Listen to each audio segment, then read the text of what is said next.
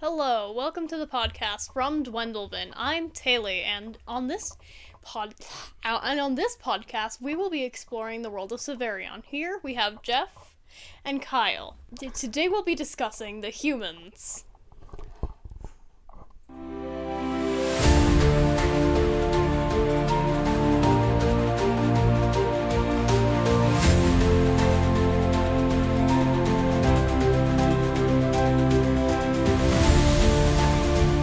Alright, are the humans a matriarch or a patriarch? Ooh. So, since we have 9 races, we actually decided that the humans were gonna be both. So they are not dominantly a patriarchy or a matriarchy. So in the line of humans, it really is whoever is the smartest, wisest individual gets to take that seat and rule. So they're both, and there's not like an official word for that. So No, they're neither, or they're a both. meritocracy. They're a meritocracy. Most of our races are meritocracy. Yeah, but regardless, like the orcs are led by men. Yes. You know, the Muskerperts are led by women, so on and so forth. Whereas the humans are led by whoever is the most successful. Capable. So, and we have during the fall our 2 major leaders that we have in the story already. The Rymat, who's the leader during the fall, Rymat the Magnificent. He's the leader during the fall. And then we have Tiafa is his wife during the fall. And then his granddaughter gets named Tiafa. And she actually rules the city of the wise, becomes ageless, and rules the city of the wise during the Age of Expansion. So she's alive and a ruling member of a major city of the world for like 3,000 years. So, the only 2 real dynamic leaders that we have for the humans that are written right now is a male and then a female. So, yeah. With them, it doesn't matter. It's just whoever's. Yeah. Alright. How do they govern then? Okay. So they usually have a king or a queen that's chosen. All right, and they sit above everybody else. Then they have a series of nobles. They actually have many, many different noble houses fighting for position, usually based on, obviously, meritocracy, so it's merit, but what they can contribute, what their house does, how that functions and operates. And we have 12 of those houses that sit in council at any given time. They all represent different aspects of the society. And they come into, there's only one house that's not ever fluctuating as far as who that is, and that's our our speaker. They are our assassin corps or our spy corps. Humans don't, the way that humans operate with that as well is violence is considered the lowest level, like the most basic and vile handling of conflict. They don't resort to it unless it's absolutely necessary, or if it's the only language another race understands. So there's kind of a weird conflict that happens there where if another race messes with humans and they kill some people, then it's like, oh, okay, they're barbarians. But yeah, so going back to it, they have their 12 ruling bodies, and it all depends on, they kind of all the time are jockeying for position. They're trying to outmaneuver themselves and their opponents politically, as well as economically, and whoever is holding the most power at that point in time ascends to that position. And on top of this, like the most honored position to have in a human noble household, besides the noble lord himself, would be the maze makers.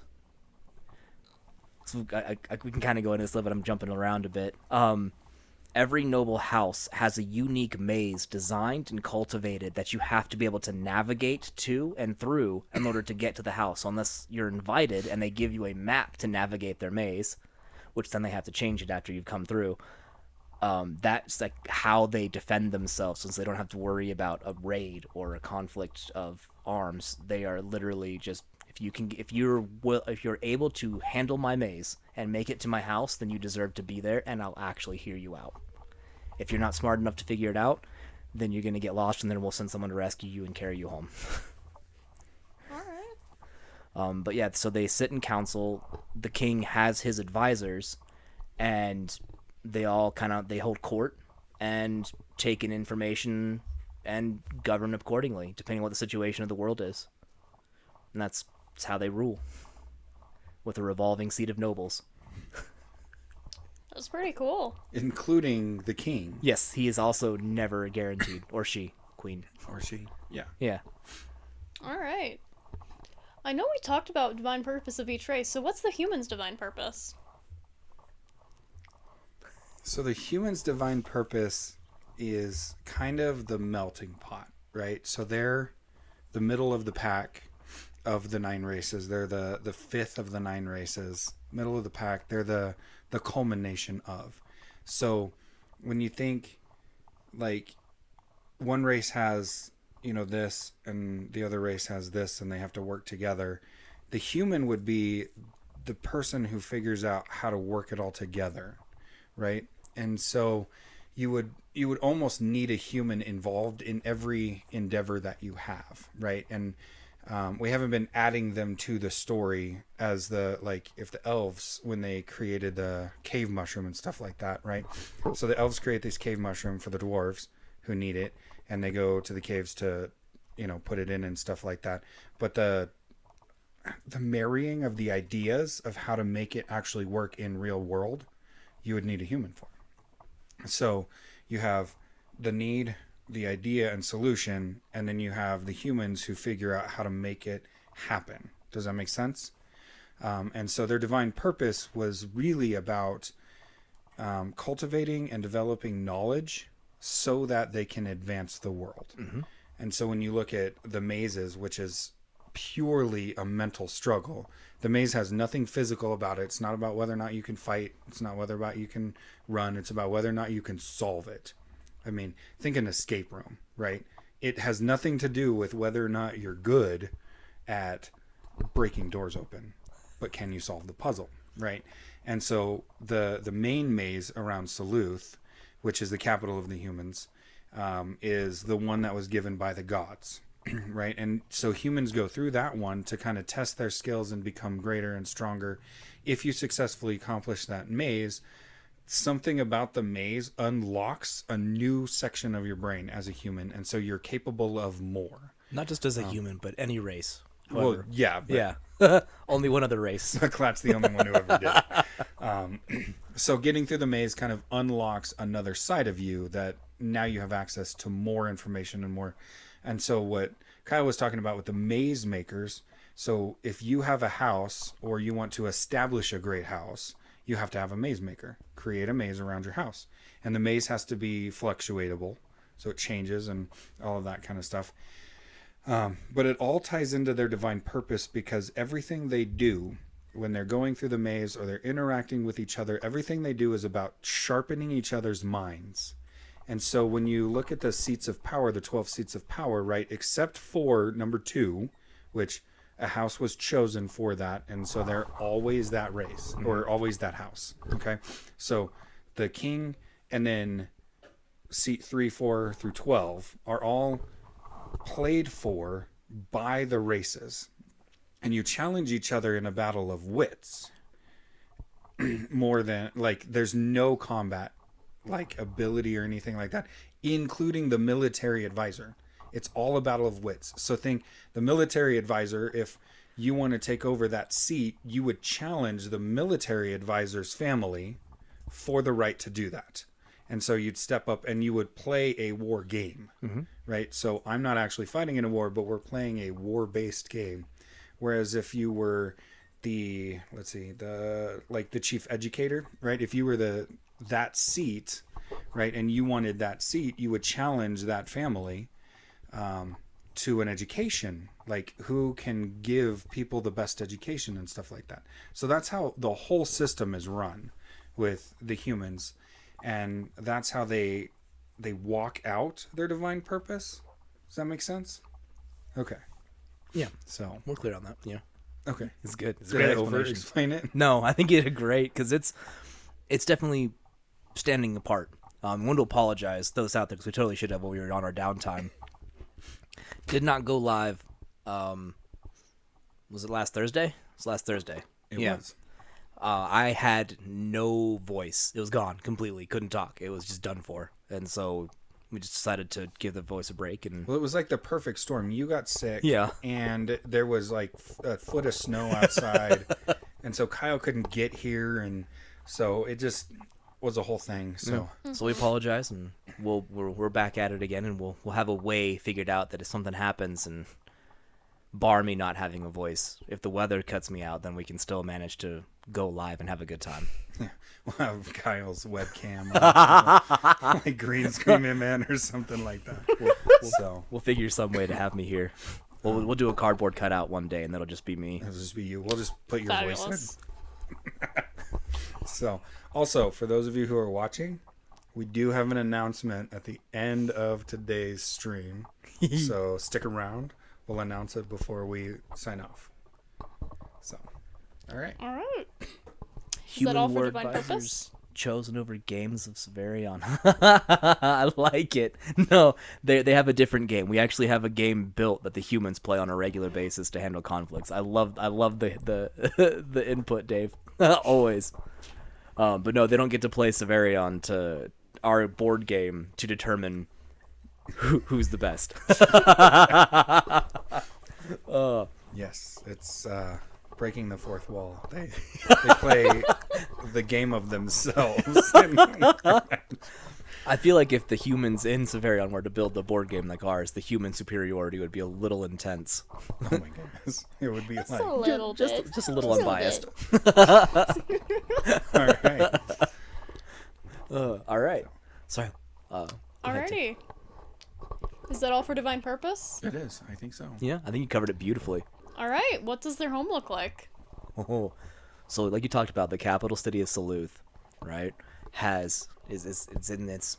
We have a lot of valley cities. It just worked well. Like Duluth isn't in a valley. Yeah, it is. It has 2 mountain peaks on either side of it, like 2 mountains.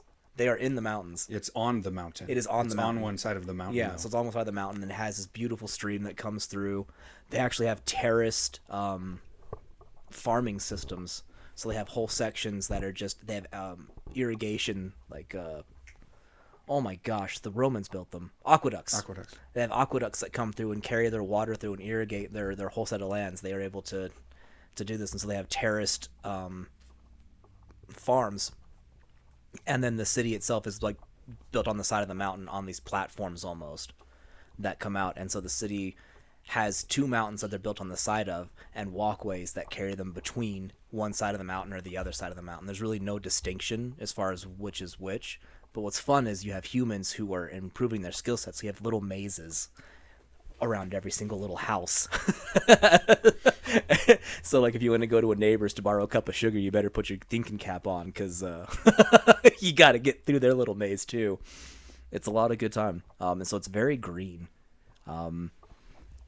And fun is the best way that I can put it. Like you're walking through, and the streets all make sense, but like going to, like I said, visit somebody or going to a store, you're going, because there's no money. They don't use a form of currency in the human lands either. It is very much oh, okay, we'll duke it out mentally, and then if I tell you what, if you give me this service, then I can do this service for you. They exchange services, as most of our civilizations do, except for the goblins.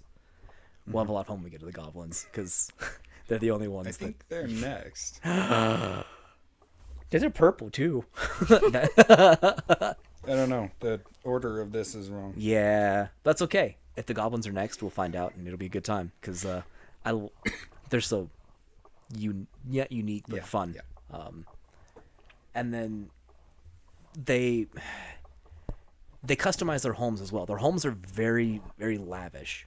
If they are woodworkers, and they have mastered that craft, or they're in the process of mastering that craft, you're going to see that in appearance in their home. They're going to customize and accessorize their home based on what it is that they are seeking as far as knowledge goes. It will always be, every piece of them is displayed.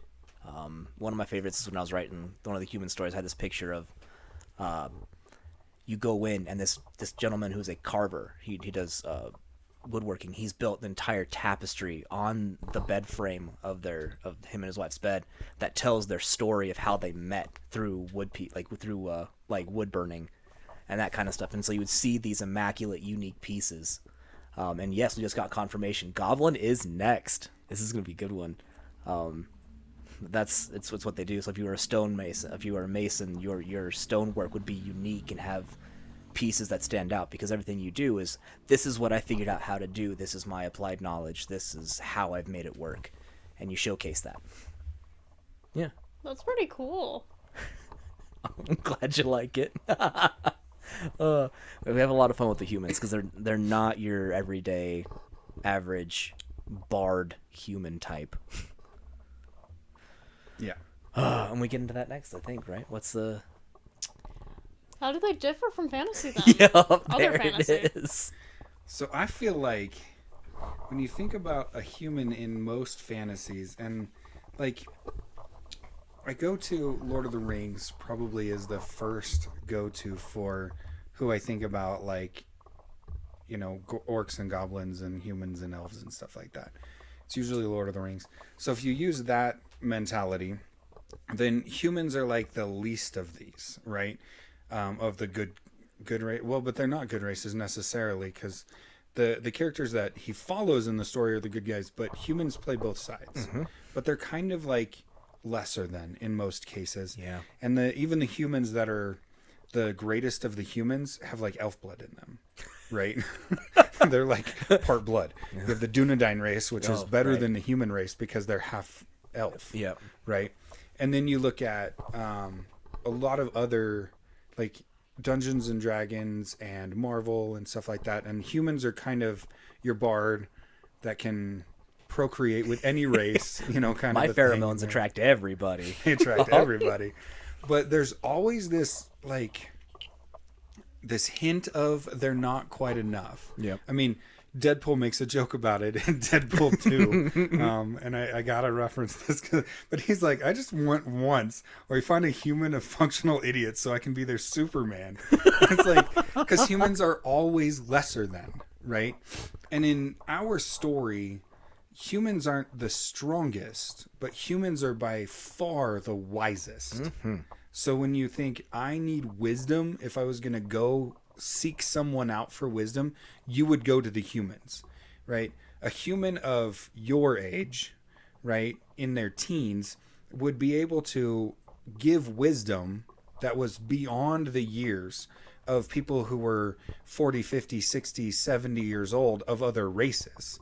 You know, once a human hits my age, almost 40, right, then, I mean, there wouldn't be someone, if I was a human in Savarion, there wouldn't be someone of another race that I wasn't wiser than. Mm-hmm. Because this is my divine purpose. Remember, like we talked about, the divine purpose is number one. My number one is making sure that I'm wise, is what pushes me to wisdom the most. Mm-hmm. And you have your specialty. So the woodcarver's specialty is the woodcarver.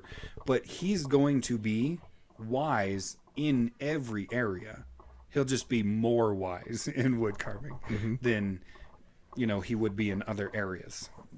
So I think as far as looks are concerned, they're not all that different. In fact, I think Rymat looks like me a little bit. A little darker skin. He's like the bald head with the beard. And, like, I guess you and me. He's reflected after Kyle and I. But humans in Savarion look like humans in our world. But the way that they're presented in our world is as the wisest of the races. Mm-hmm. So, do you have anything to add to that? I don't think so. I think you crushed it. Because yeah, we joke about it, like, obviously go to sci-fi, and I joke about this. Captain Kirk, when you go into the future, he was somehow attractive to every single race that existed, and there's a lot of fun tropes in there. And I like Star Trek, I like Star Wars, I like fantasy as well. It's all over the place. I don't know that you could be in the position that we're in and not like things.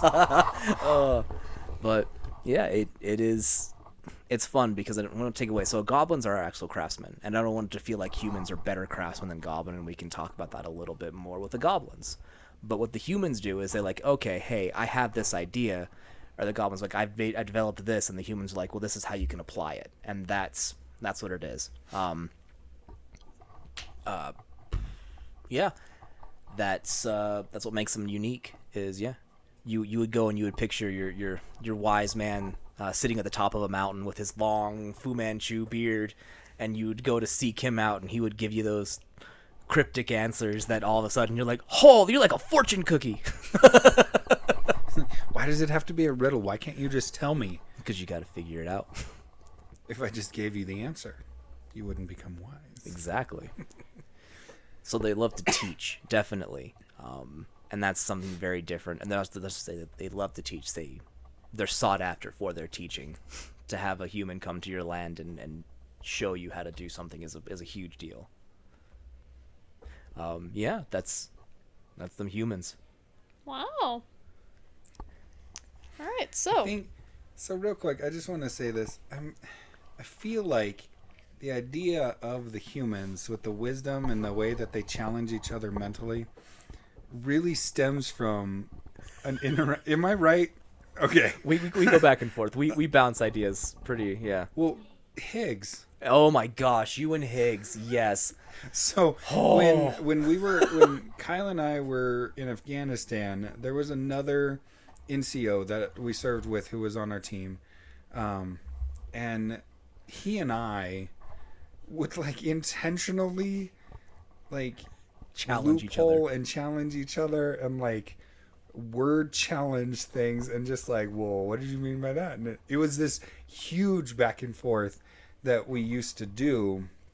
And Kyle used to give me crap about it while we were deployed.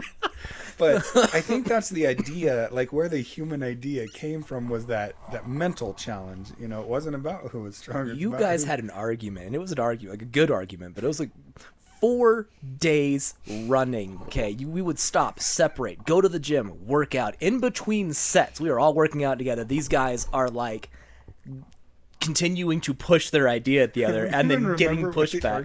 It doesn't matter. It didn't matter what it was about. You guys argued about the rules of Monopoly at one point in time and the best strategy for playing Monopoly. We did. Yes, you did. Because if I'm not mistaken, maybe don't tell anybody. Monopoly was acquired and on an iPad. Yeah. That's what it was started. Well, the you can play argument. Monopoly on an Yeah. iPad. It's like a downloadable game. Yeah, it was too easy. But like that's when we were sitting there and waiting, and then someone busts out Monopoly on the iPad, and you're like, that doesn't seem like the right rule. And That's like, not the it's right literally in, like you guys started going back and forth on that one. But that's the kind of thing humans in our world would like. That would be normal behavior. And to get upset and throw a fist means you lost the argument and you effectively lost all credit. Like you just did not get violent. That was you could how be you passionate but not violent. Exactly. So Yeah. all right. It's a good call. I just needed to. Oh man. So Higgs, if you're ever watching this, thank you. All right. well, going back to their home life, what's the capital city? Yeah. Saleuth. It's awesome. Like I don't know how else to paint a better picture of it. It's gorgeous. Because yeah, you have other human settlements that'll be nestled, like not always on the mountain, but they live in a very mountainous region. And they've developed a way through goblin craftsmanship and dwarf tinkering, and then the humans were able to apply this idea, and so most of their cities are like built platforms off of mountains that have been shaped, sculpted, and functionally can support way more than should be physically possible because they found out how to apply this knowledge. And that's kind of how it works, is working consort. All the different human villages are suspended platforms on the side of mountains. But travel between them isn't a problem because you just would walk from one spot to the next. Because of their remote locations inside the mountains, wildlife on the ground is not nearly as dangerous as it is on the plains, which is why they didn't have to worry about building skyways. So when you get to go back to the plains episodes, our plains are the most dangerous area, bar none. But that's kind of their city is Saleuth, and like we talked about, you have the 12 noble house that's kind of sitting prominent, and then whoever is the ruling body would have moved into the palace. There's an actual palace, and the palace has the most intricate maze that skirts around. Like the 12 noble houses actually surround the maze of Saleuth, which is like the god-given maze. that everything else is built around. So that's the center focus point for the whole city. And that ties into their ability in the board game. So when they're given their abilities, everybody has their own, but humans are unaffected by terrain. So in the board game, the terrain affects how you play. So in the desert, you're weaker. In the mountains, you're slower. In the forest, you can't see as far. Stuff like that. So Humans ain't got to worry about that. do what? No, keep going. Yeah, the humans don't have to worry about that. So they can just march through the mountains, right into the desert, right into the plains, and there's like no effect. And they're just like, whatever, I don't care. So that's because of their ingenuity and their ability to build and create and Adapt. Use that information for effectiveness. And then their whole mountain terrain that they live in, and been able to develop a way to travel from Saluth to the other house towns, and that town's out here and all that kind of stuff. They're like, it doesn't matter if they're hiking the mountains or walking the plains or trudging through the swamp. They're the same no matter what. And it is magically enhanced in the board game. They actually, like, there's a story where the keepers all gave one of the races a powerful rune that empowered their armies and made them unique and capable. So yes, they have that intellect, but it's also part of their natural, like, it's an enhancement of their natural abilities, is that racial passive that we utilize. Right, but it's chosen because of who they are. Yeah, absolutely. I'm just saying, like, it is 100% stealable. It's not like every racial power in our game. When you get there, if you get to deal the killing blow, you get that racial power. Yes. Yep. So if you don't want to have to deal with the terrain, go kill yourself a human. The last human. Not just one of them. The last one. So.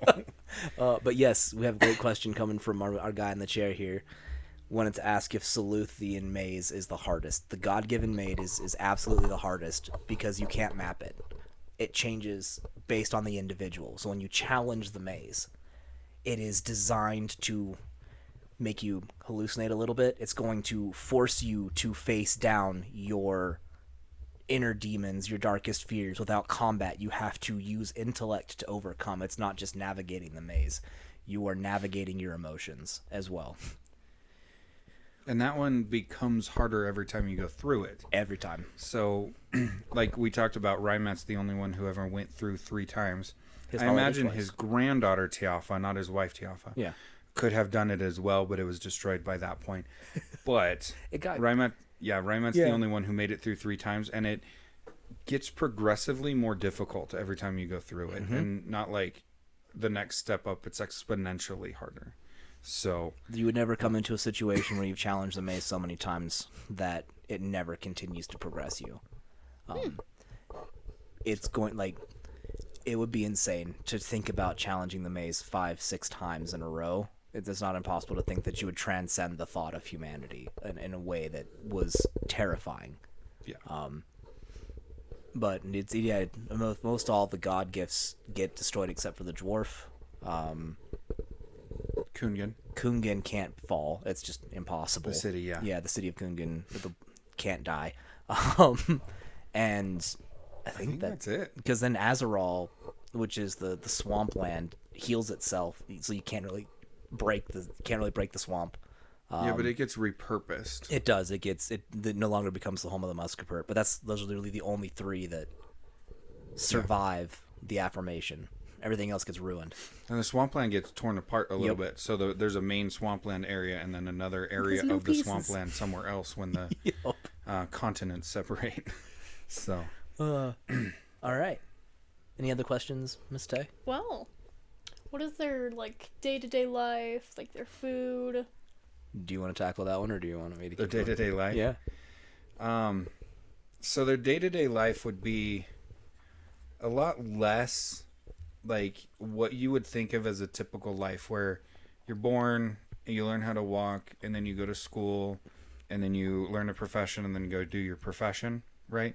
Like, most cultures are built like that, right? Even in Savarion, I mean, you look at the Muskerperts, they're born, they go to their little school, and then they find their whichever school they're best at, and then they go do their job as their school.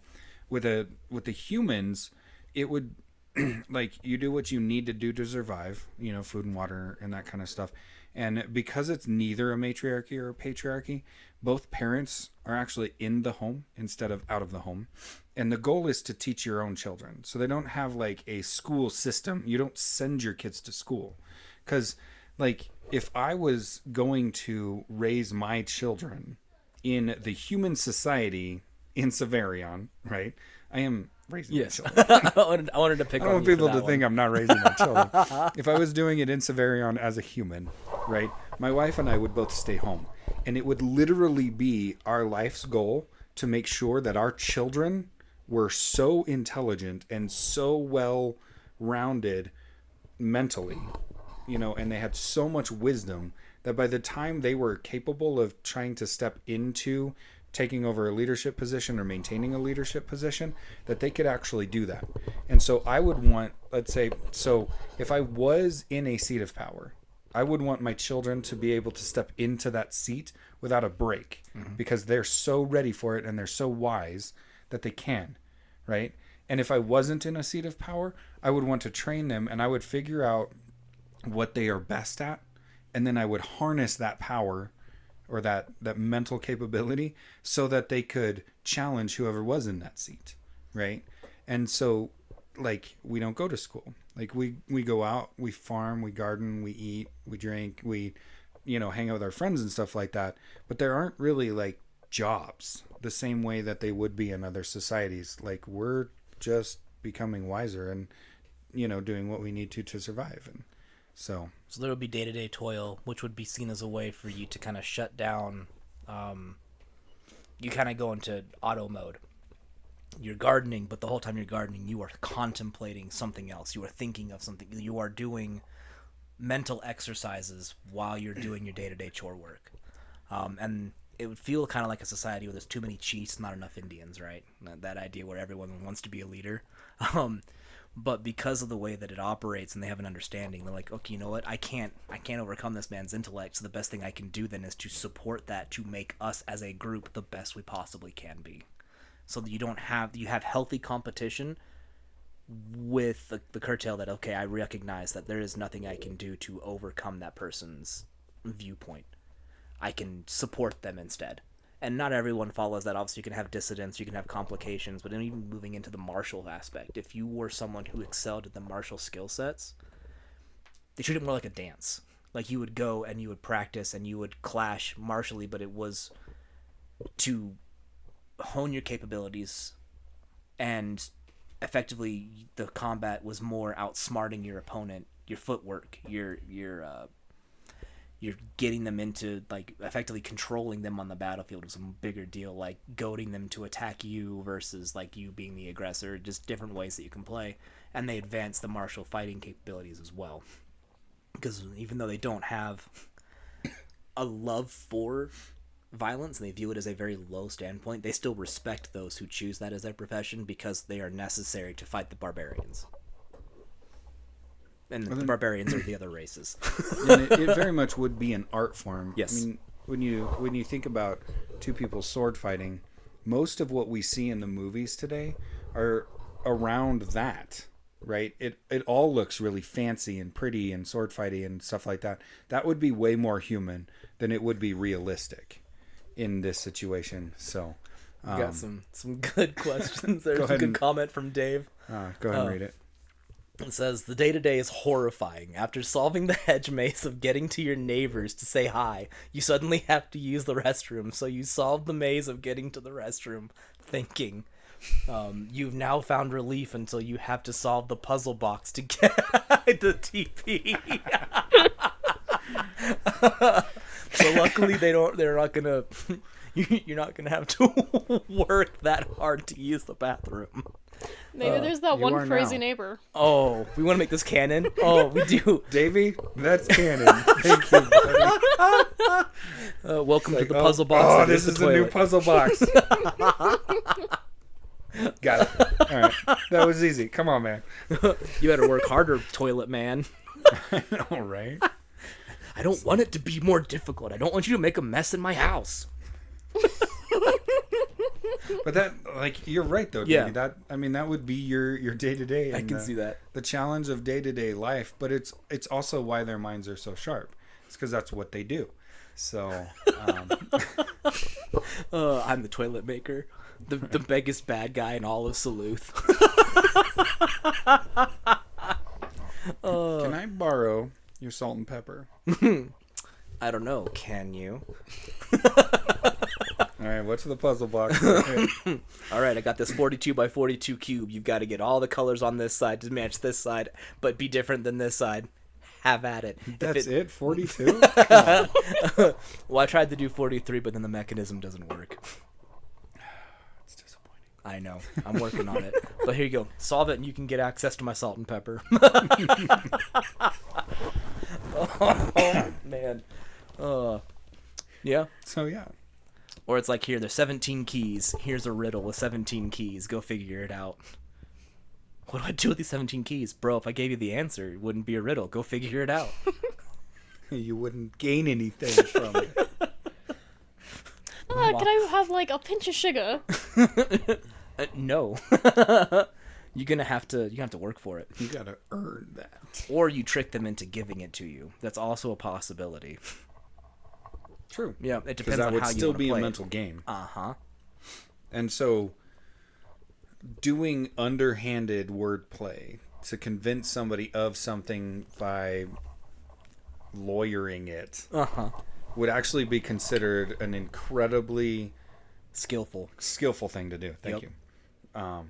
And so something that, like, if you pulled one over on me because you outworded me and I like, didn't catch it, Yeah. I would accept that as my fault for not having caught it and not be mad at you for it. No, you grow from it. Yeah, it's like, oh, well, so be it.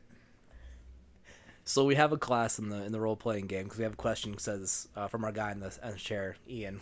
So he was making a comment of, so humans are manipulators, and we have an actual class in the role playing game that we're working on where your skill set is the ability to magically influence somebody to do what you want them to do to an extent.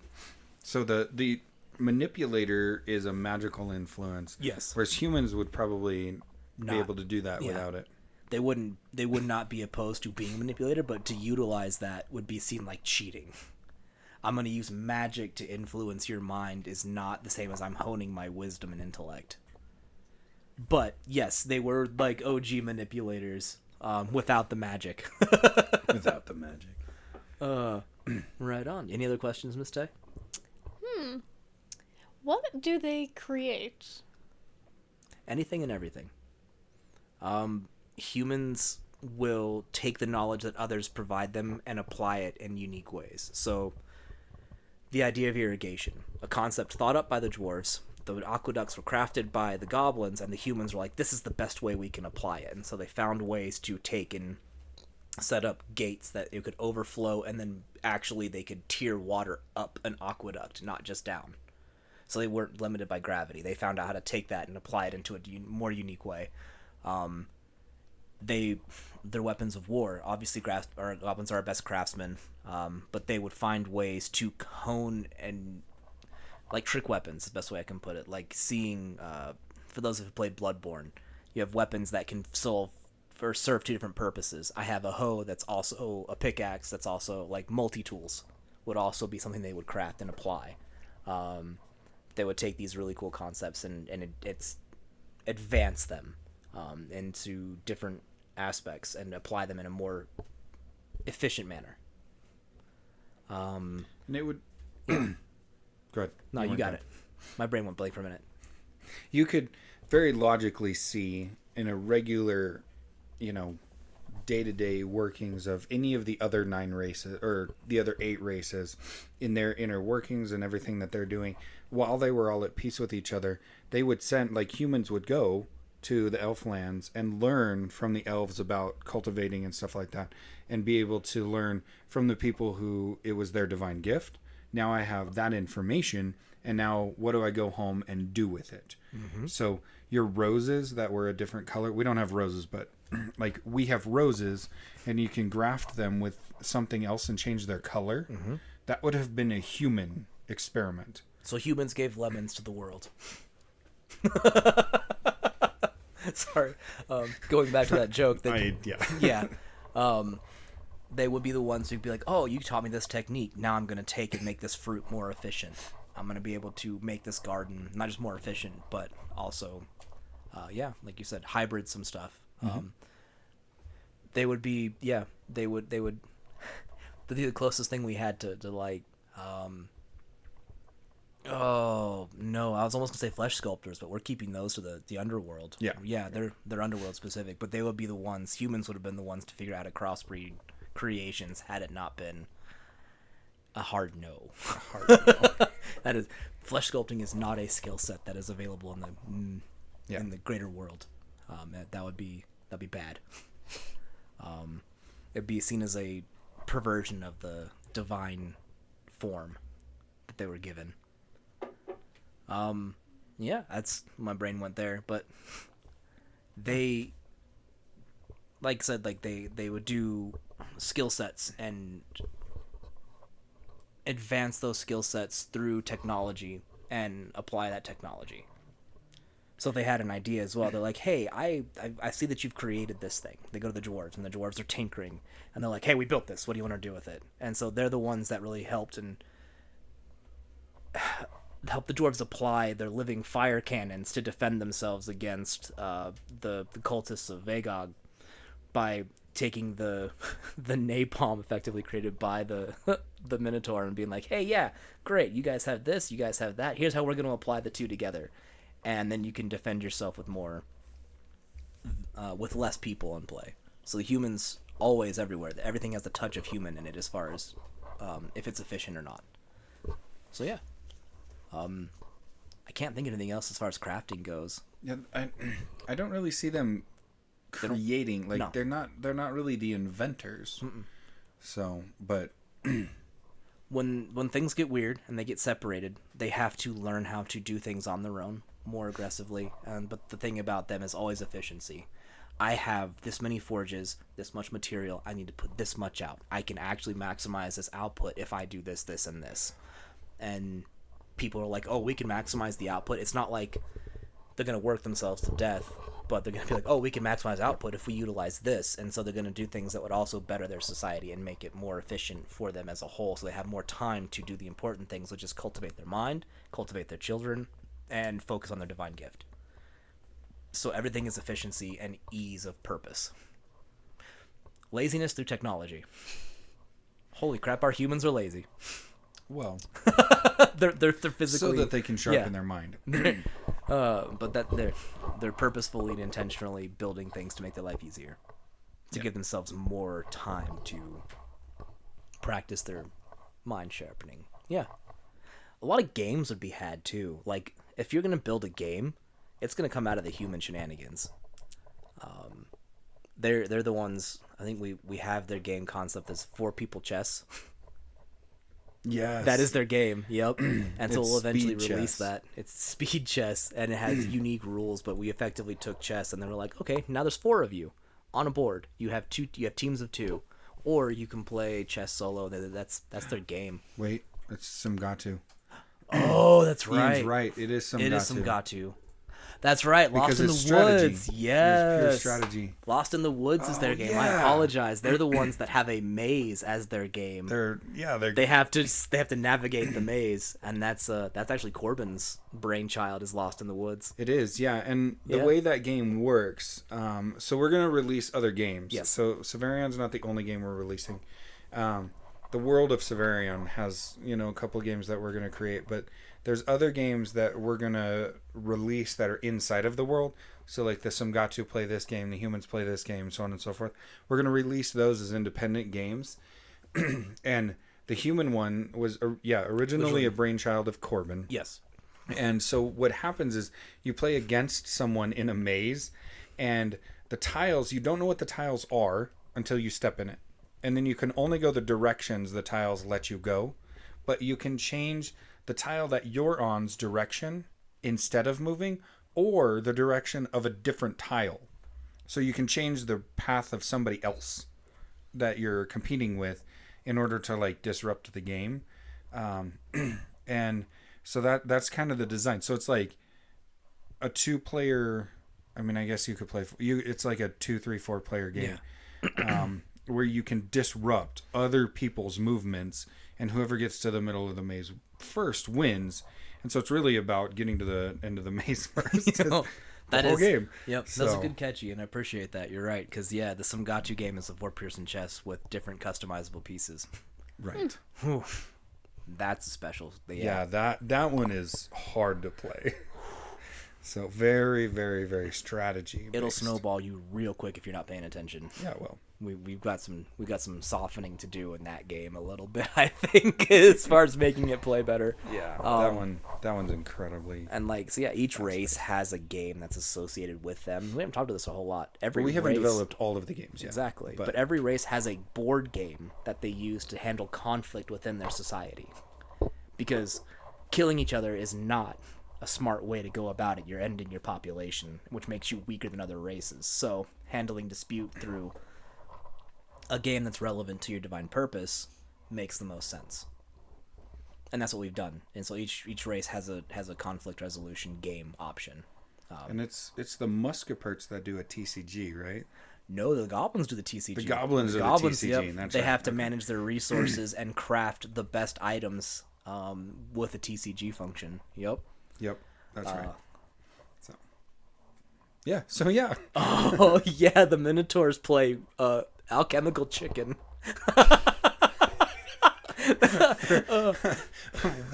We can retouch it again with when we talk about the Minotaurs. But for those of you who have played the jelly bean game, where the jelly beans, there's two of them that look the same, and one of them has one flavor, and one of them has like a nasty flavor, and it's like you get to eat one of them.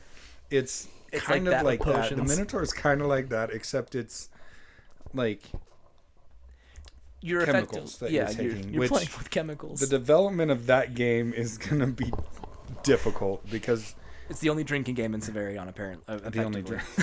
It'd be them and the But halflings. we don't want it to be like officially a drinking game. No. So we're gonna do it like more like a card game where you use this card and it does this to your character, kind of a thing. But in Savarion, it would be a lot more like they're actually live action. They're drinking potions because they have a natural disposition to resist the effects or. And it's what they do. Yeah, and they literally just play with chemicals. They're mad scientists and chemists.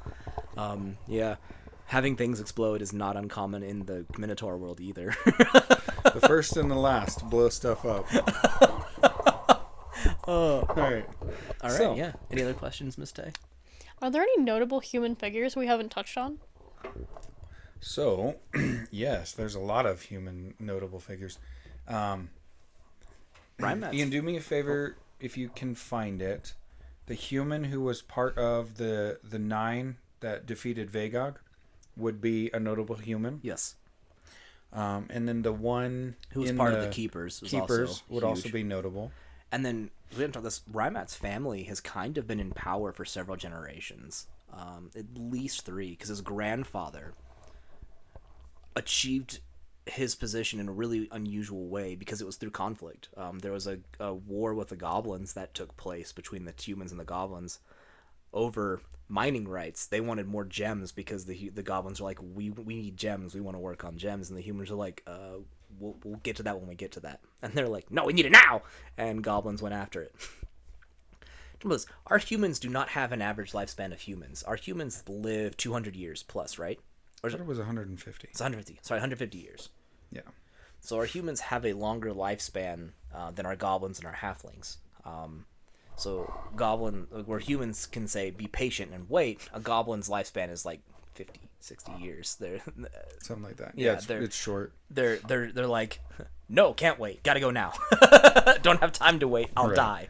So, but yeah. So then, what's Raymat's grandfather's name? Do you remember? I don't remember it off the top of my head. But his grandfather effectively took them into power, his house into power through being successful on the battlefield. And it was a lot of the support from his champion, whose name I can't see at the moment. Rymat's current champion.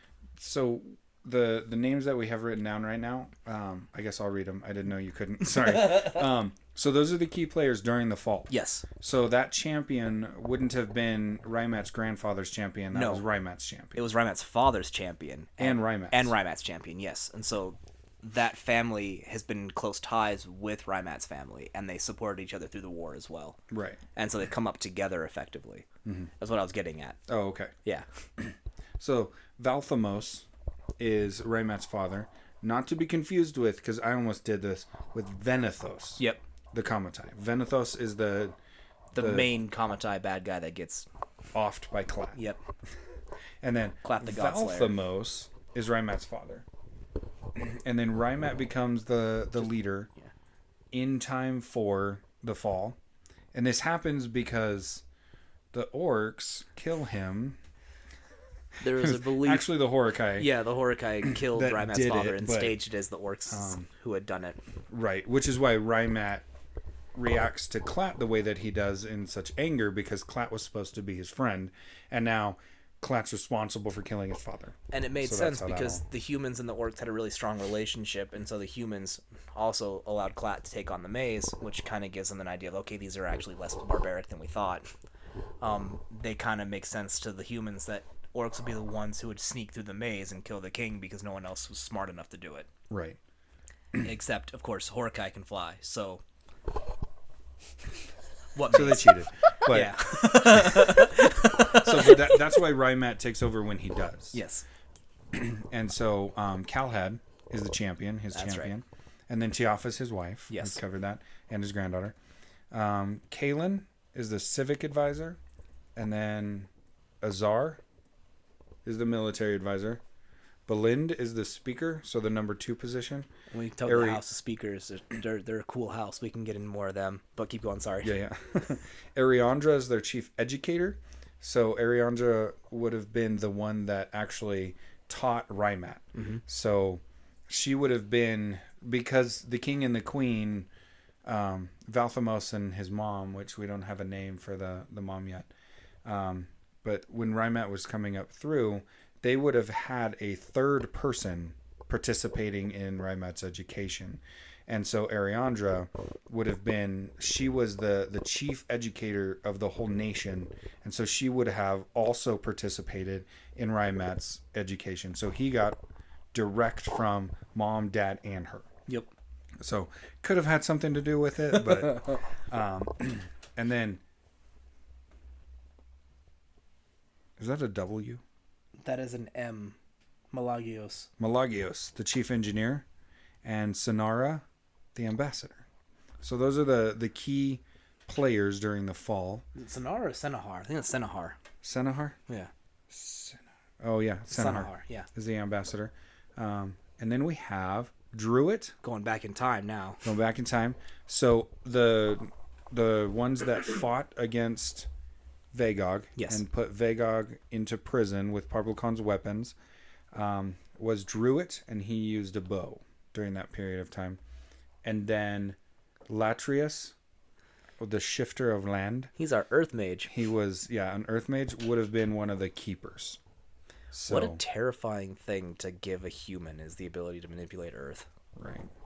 So those would be notable human characters up to the fall. And then Tiafa, the granddaughter of Rymat, not the wife of Rymat, would have been... Be like the great-granddaughter, I think. Because she doesn't deserve her age. Is it the granddaughter? It was the granddaughter. Okay. Because Rymat and Tiafa's children would have been the ones that were abducted. Yes. Because Rymat took over earlier than he should have. Yes. And so his children would have been the ones that the Horakai took up. And so Tiafa would have been born in the overworld. Well, not born, but would have effectively learned in the overworld. Yeah. No, she would have been, because she's the granddaughter. You're right. My bad. So the granddaughter would have learned at the feet of the Horakai and then been brought back down. But because of her ability to, grow and become, more intelligent, more wise, and all that kind of stuff. Which is unfortunate because the maze is gone at this point in time. They have no more maze. The maze got wiped out during the fall, or some portion of that time. No, it would have been wiped out during the affirmation. You're right. It was no, because they wouldn't have had it. They lost it before. The Horakai viewed the maze as a problem and destroyed the maze before they ever returned the humans back to their land. because to give them the ability to seek knowledge beyond, they recognize that, and so they removed their god gift very early because of that. Yep. Okay, that's right. Sorry. But then, Yeah. So Tiafa would have been born up there, learned at the feet, right. and then would have had a proclivity to wanting to become more wise.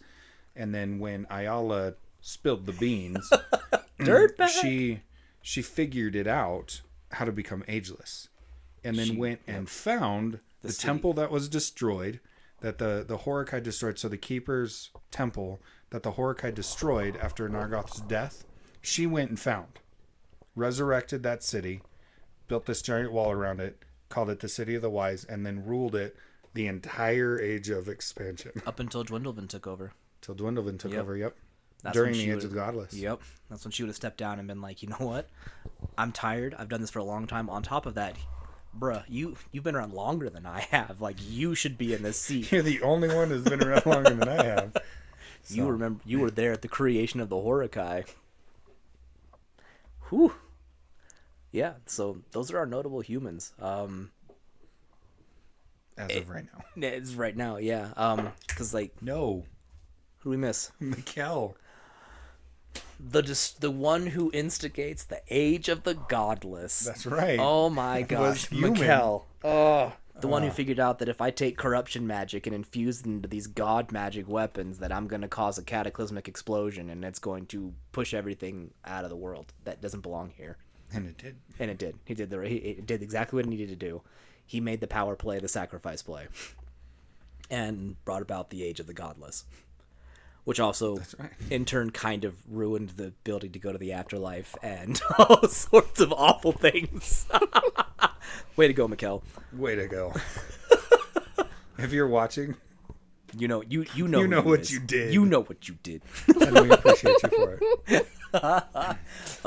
So the individual we're talking about played the role-playing game with us for quite a while, and then went and decided to serve in the Air Force. Kudos, though. I mean, Absolutely. like, you're sitting in a chair enjoying your hotel.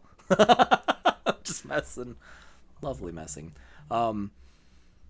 And we called him useless because he would look at our ability to hybrid and be like, I'm going to do this thing. And so he would be almost worthless up until he made his build come to completion. Then all of a sudden he was better than everybody else. Right. So they nicknamed him useless for a while. It was pretty entertaining. It was pretty funny.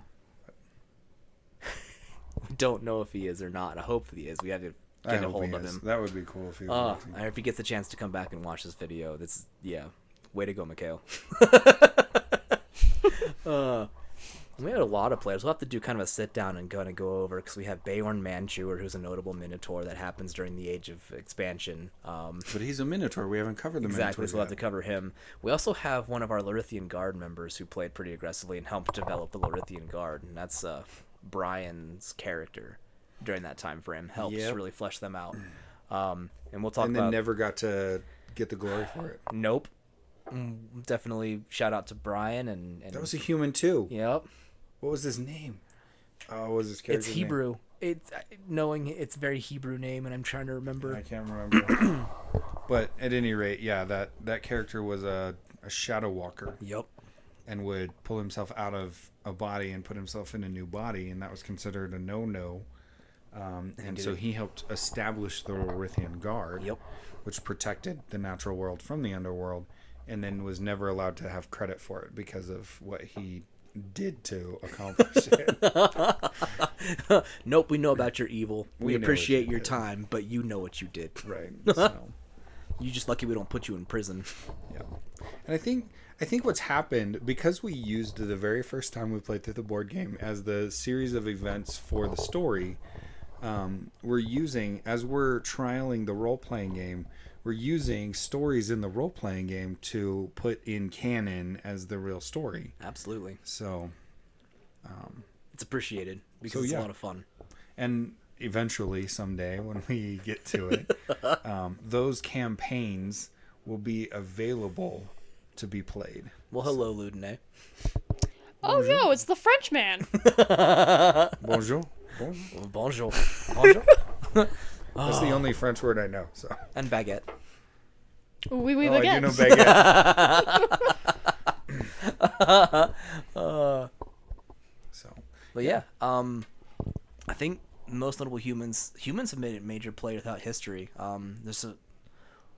Because the way they apply knowledge and bring people together. Before the formation of the Lurthian Guard, people were guarded by halflings, because halflings were fulfilling their purpose. But there's a lot for one race, and they're the only couple of races that stayed separated. That's after the fall, and that's the halflings. We can talk about them another time. Focusing back in on the humans, they're kind of an interesting concept as far as war goes, because they look at war differently. They're still not as good as Bakoa. No one's as good as Bakoa. Not Bakoa. Nyquadia. Yeah, sorry. Bakoa went crazy, so no one's as crazy as Bakoa. Nyquadia, no one could do what she did at all. Like, just, we'll get to some Gatu and you'll understand why she is that way, but she is our Batman. Yeah. The reason the humans are scattered throughout history as notable people all the way through, more so than some of the other races, is because humans are kind of like the glue. Yep. You know, you still need the glue to stick all of it together. No matter what you're doing, you still have to have somebody who can apply the knowledge. So, and that's any other questions for us, Miss Taylor? Are we over time, Ian? Whoopsie.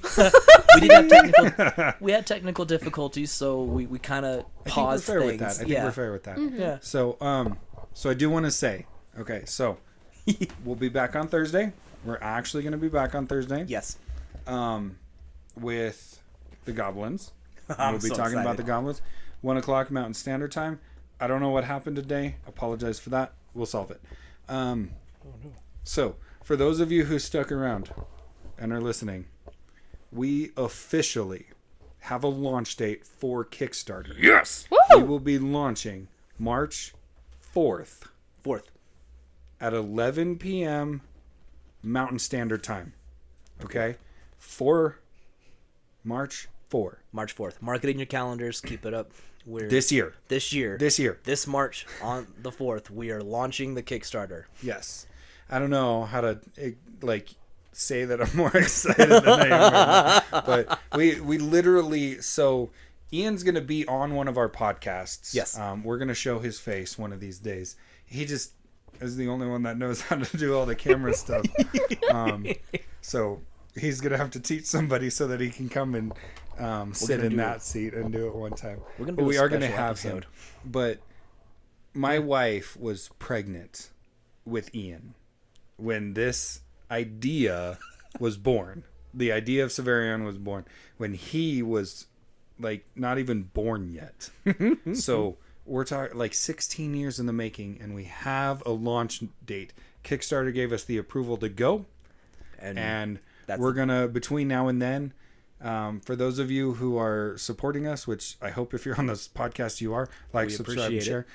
Any post that you see come across Instagram or Facebook or any other social medias, we're gonna start doing. We have a whole new campaign coming in. We have a whole new campaign coming up. So keep your eyes peeled for Instagram. We're gonna be doing our fun. We'll have a whole fun series going on for. Just keep an eye out. Like, share, comment. We would love the support. We super, super appreciate anything you can do to support us. And we will be doing giveaways. Yes. So, merch giveaways. You can have a t-shirt or that kind of thing. So we will have that rocking.